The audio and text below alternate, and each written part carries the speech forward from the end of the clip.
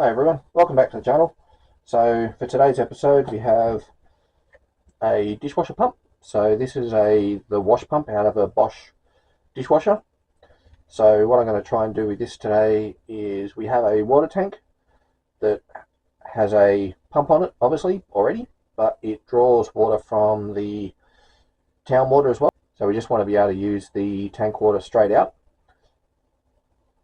The only way to do that on the tank is to get on top of the tank where the pump is and turn it on manually.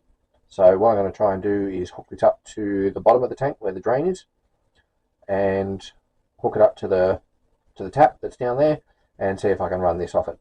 So this is a brushless DC motor. So I have a brushless DC motor controller, and from what I have researched, it takes an 80-volt power supply. So I've got this power supply here. So it's a bit of an overkill because it's a massive power supply for a little tiny pump, but that's okay. I couldn't get a smaller one, so I'll see if I can make it work. See if we can get some smoke out of it. Hopefully not. So the first thing I've got to do is I need to hook some wires up to these spots here. So I'm going to do that basically by taking this back cap off and getting directly to this. There's a board in there, and just solder some wires directly to the board, maybe even take off the plug that's here. So these pumps have the heater inside them as well. Obviously I'm not going to use that. So the washer motor is run here. This is the thermostat and the heater. So I'm not going to use any of that section, but it's all built in there. So as the water comes in there and then gets pumped out that way. So the heater sits in there as well. So it's just a what looks like just a coil of wire, but you obviously can't see the coil of wire because it's built inside a metal tube. So that's how they heat the water up in your dishwasher. So I'm just going to use this wire here for the positive and negative to the actual controller from the power supply, and then I've got some cable here that I'm going to use for the actual cables to the motor from the controller.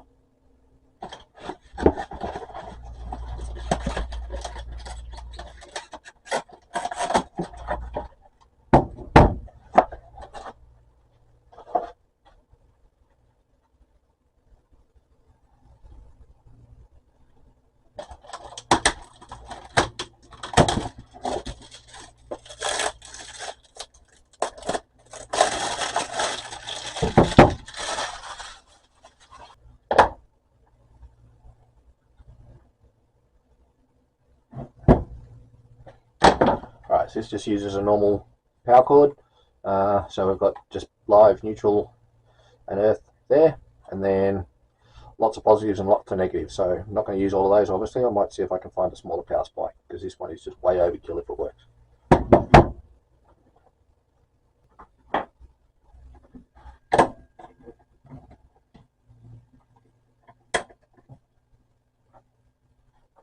Alright, so here's my cable trimmed up ready to go in, and this little part of it here just flips up so you can get to where the cable go in.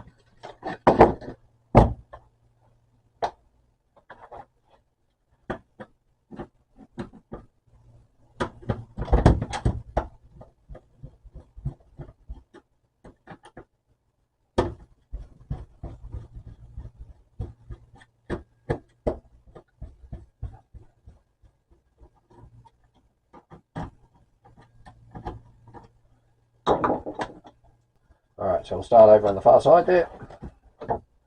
Live going in first.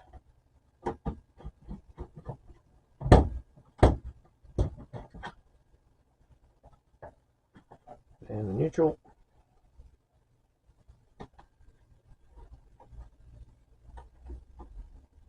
And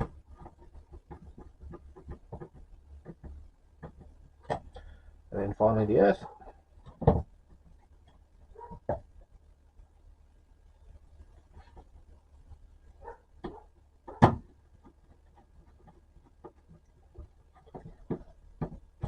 So we'll just power this on and just make sure it's actually working before I go through the motions of doing everything else.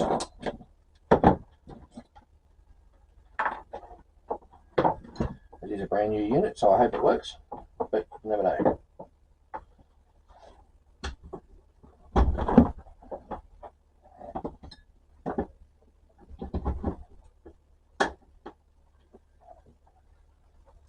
green light's on, so I guess that's a good start.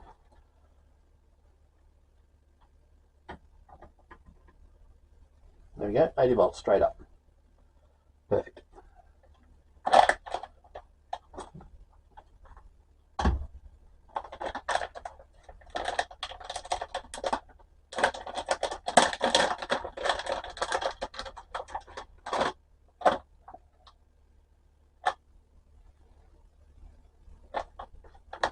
Alright, so this is the unit that I've got.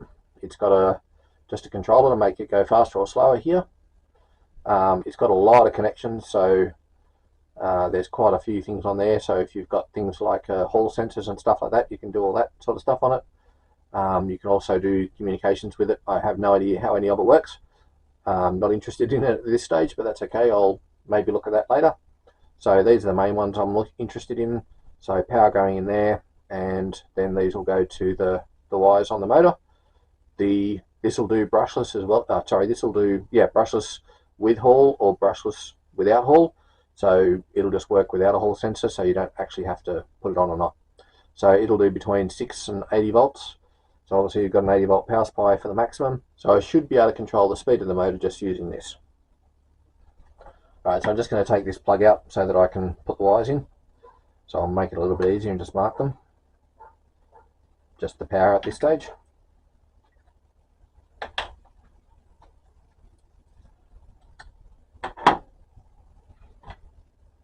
All the terminals are done up on this, so I'll just undo them all.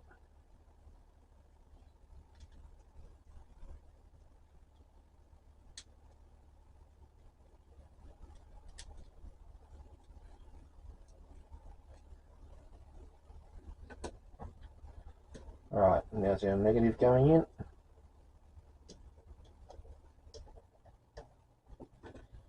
And positive.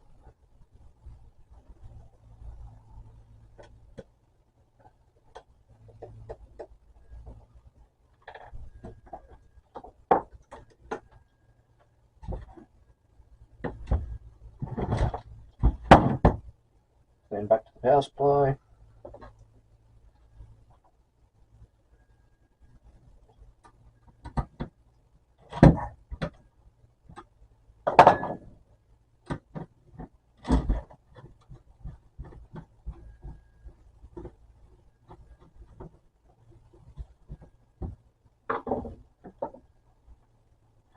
That's the positive in, and now the negative.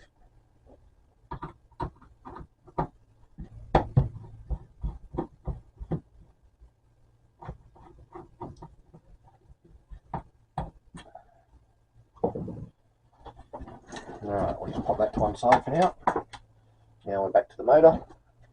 So I've got to pull this back plate off. Go to the trusty little box of hex bits.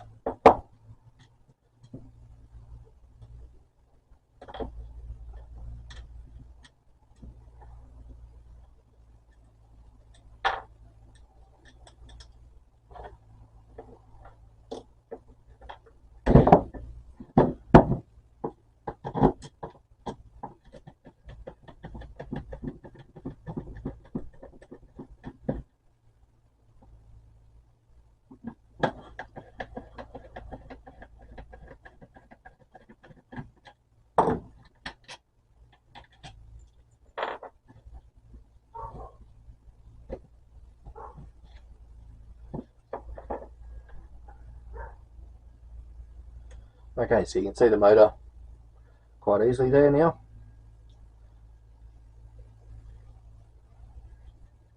There's no easy way to get to the connections there, so I may just have to solder directly to the plug there. So I may just try and cut that plug section off a little bit so I can get to it, or maybe not. It looks like this is clipped on, so I can take that off.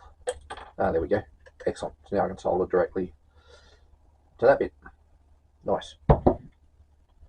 Alright, so we've just got our wires here. I'll just trim these up, ready to go on.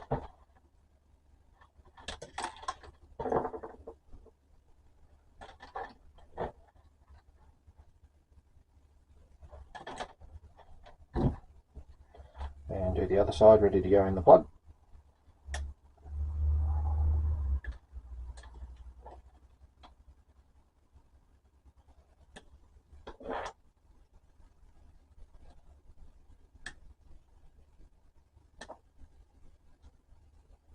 just while I'm waiting for the soldering iron to warm up. So hopefully the solder takes to this connector here. Never done it before, so here's hoping.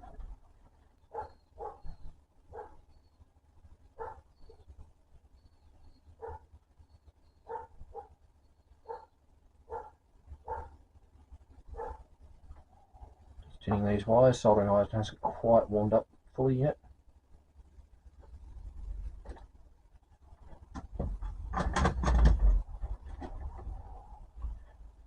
Alright, I'll just trim those down so they're not too huge when they sit on the plug.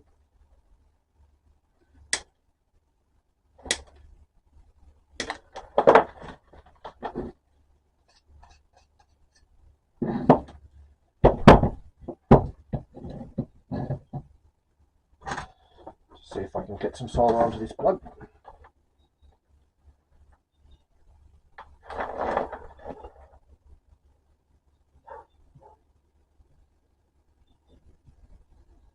Easy, very nice.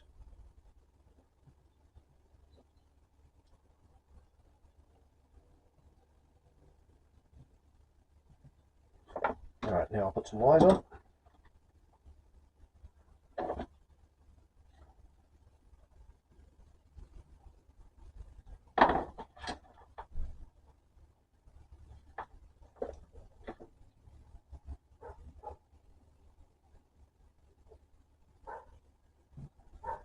That's one. That's two. And last one. Alright. Now I'll put those wires through the cover. And we'll put the cover back on.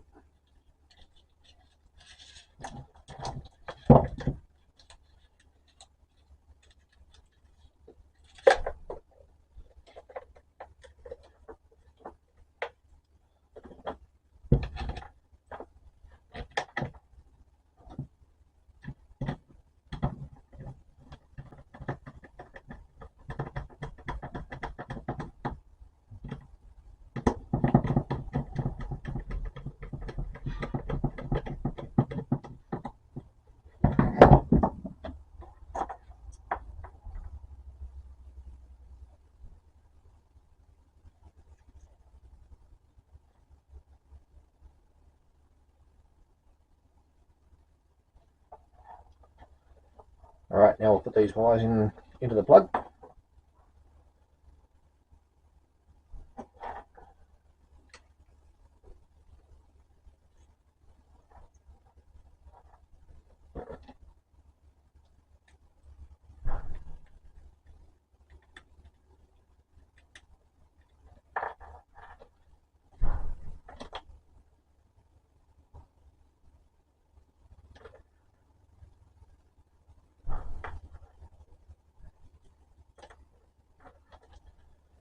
I'll have another go at that one because it's got a loose thread on it. Last thing we want is for the cables to short out.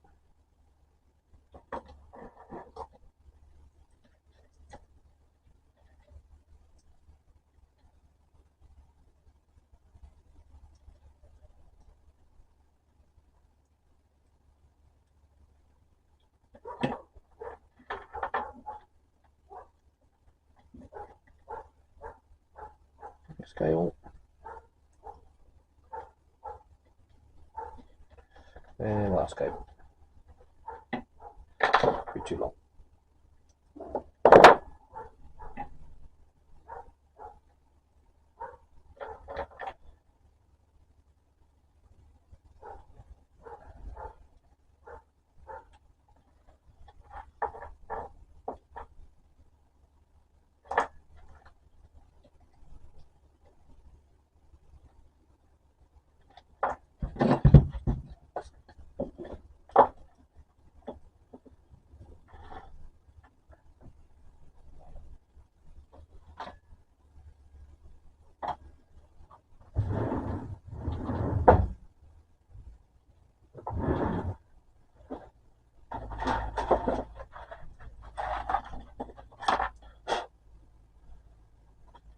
Alright, just to make sure that I don't short anything out or touch stuff that I shouldn't touch, I'm just going to stick this on a piece of wood and put a couple of screws on it.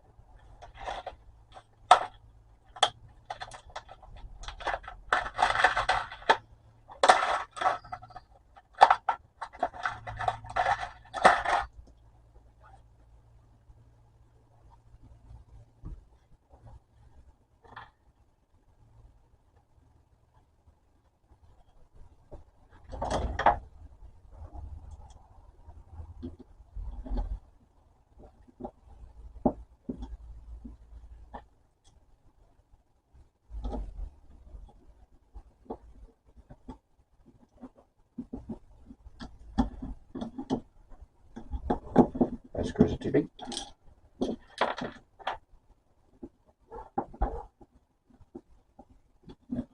There we go. That's just going to hold it enough that it's not going to move on me. Pops in there. I've turned this down, I think. I've either turned it down or I've turned it up to maximum. One of the two. Alright. Fire this power supply up again.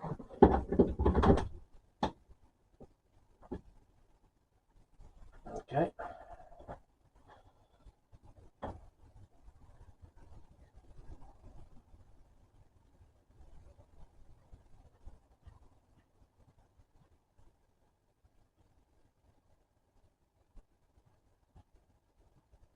Now, so I heard the motor move a little bit.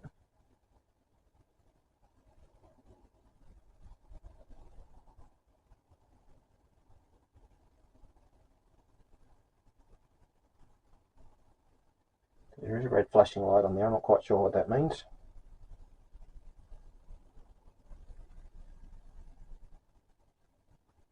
So when I researched these motors, that said that they were an 80 volt motor. So as far as power is concerned, it should work.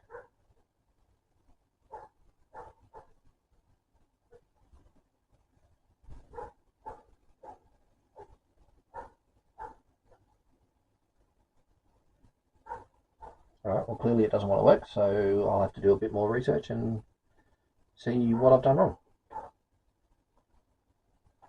There might be something somewhere I've got to tell it that I'm not using a hall sensor or something. Alright, I'm going to do a quick bit of research and come back.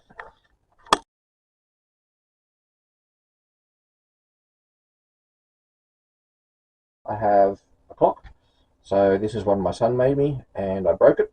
So I just broke the mechanism, so I'm just going to replace it with a new one.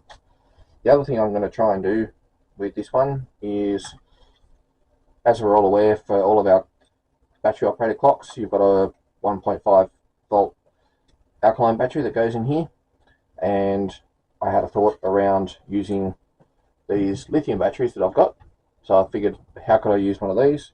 And I found a small converter regulator thing, as you can see in the picture there.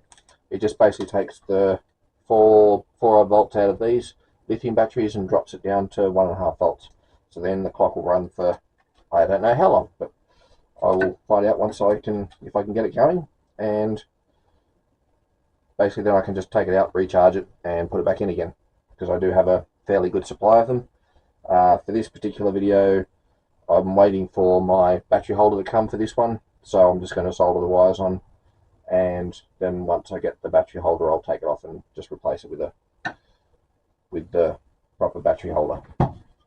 So what I've got with this little tiny converter here, regulator, is I'm just going to probably hot melt glue it into there, and then just solder the wires to there, and then I'll have the battery holder sitting under here somewhere. So all I've got to do is just pull this old mechanism out, put the new one in, and don't break it this time. These ones are fairly sensitive to moving of these particular hands and stuff without using this one.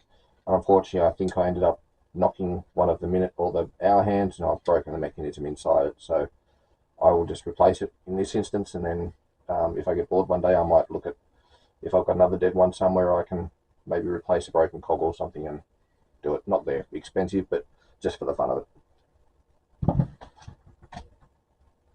So I think I'll do the electronics part first.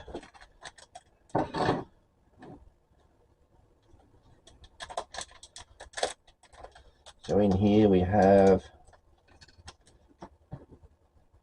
one tiny little board and a set of header pins. I think I may just solder direct. So I've got some skinny wiring here. It'll work well enough for it to work with. So there's nothing on the back of this board, so I can just glue it or something like that into there, and it can just sit there. And then the lithium battery will just sit down here. In this case, I can probably just hot melt glue gun it to that as well. And then it can just sit there until the other bit arrives, and then I can just take it off again.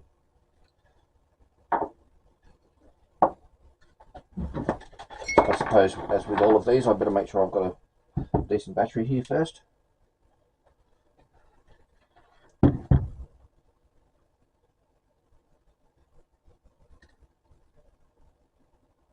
Yeah, that was close. I'll see if I can find one that's got more in it than that one.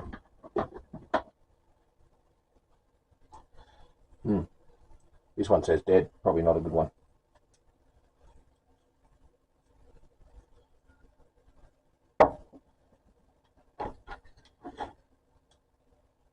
There we go, 4.1, perfect.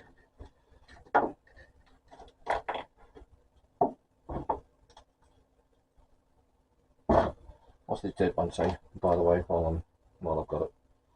Oh, yeah, it looks very dead. Obviously it was flat at some point, and I've just written dead on it, and then just haven't unlabeled it when I've replaced it. Alright, so I'm going to use this wiring here for the power that's going to the clock, because it's not going to be very power hungry. And then now I just need some other cables to go to the actual battery. Alright, so here's the wire I'm going to use off for the battery. Just a little bit thicker, just for the power it's going to need. Probably won't need that much, but I've got it, so I'll use it. And just I'll cut those other cables down a bit, so I've got some shorter versions here. Alright, just tin these wires up.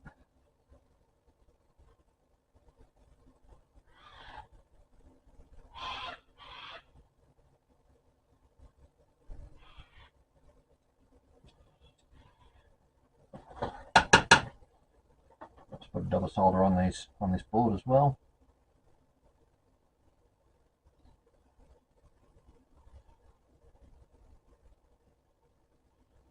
So the one I'm soldering now is actually where the power comes out. So this is the one that goes to the clock.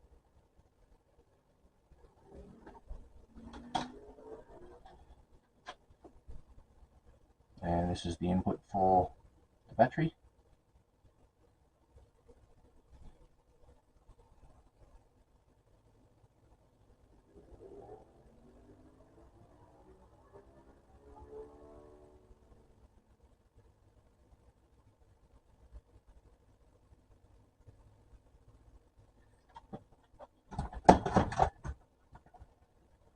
Just trim these wires down. So I've only got a really short piece going onto the board, so it doesn't risk touching anything else. I could put it through the holes, but I'm not going to, because I want to glue the board down.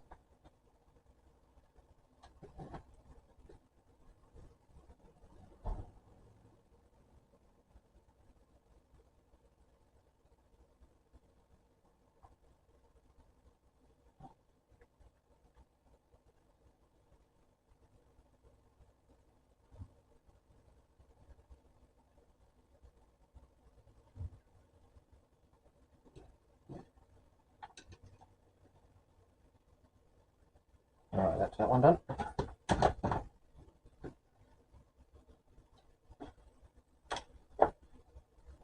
I'm sure if I get fancy, there's actually a container I can put in here that would hold probably the board, and then just sit it in there.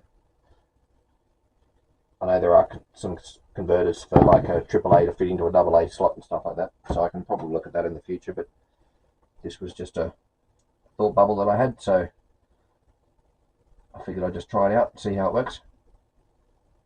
Probably need to put a power switch on here at some point too.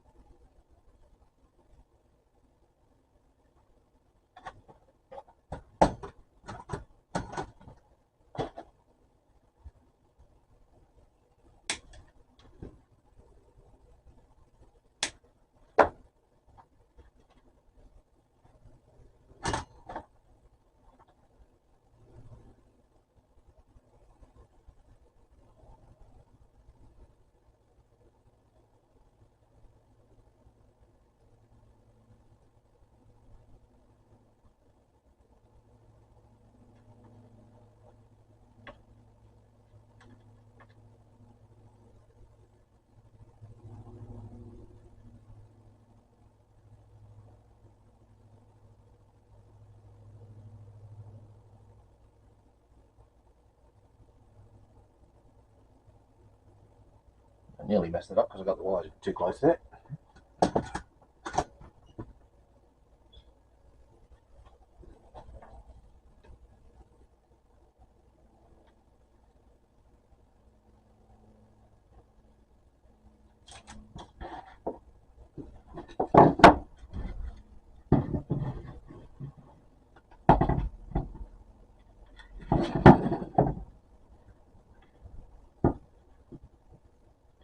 Alright, so that will go in there, and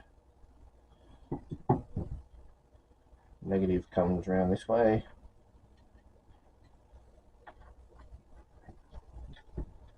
And positive goes there.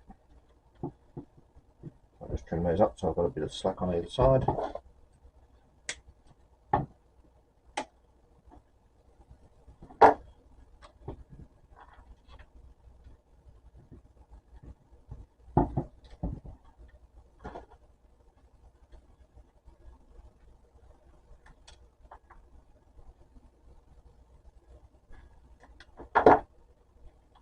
A bit of extra on there so I can wrap the wire around the terminal, depending on how it ends up going. So then the only other thing I've got to sort out is the length of wire for the battery. Again, I'll leave a bit extra just because of, number one, it's nice to give the wire a bit of relief, and also number two, that way depending on what I get as far as the battery holder is concerned, I've got some options there. So I'll just trim both of those about where they are.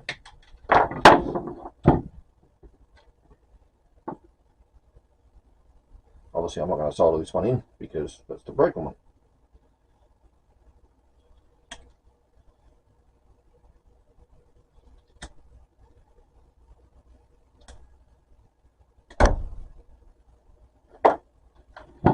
Alright, so apparently these should just pull off.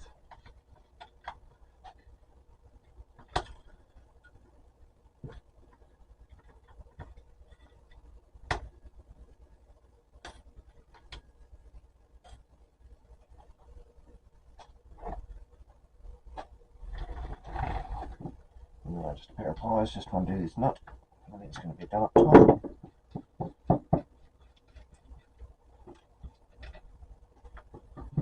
And that should just slide out. There we go. So there's the pull mechanism. And of course I've hit a snag straight up. So you'll see the two, can't see the two. As you can see, the lengths of the shank that the clock actually runs off. There's one, the old one is a very long one, and the one that I bought is a very short one. Alright, on that note, I guess I have to go away and order a replacement clock mechanism with a longer shank on it. I'll end this video here. Thank you very much for watching. Don't forget to give it a like and a subscribe, and I'll see you in the next one.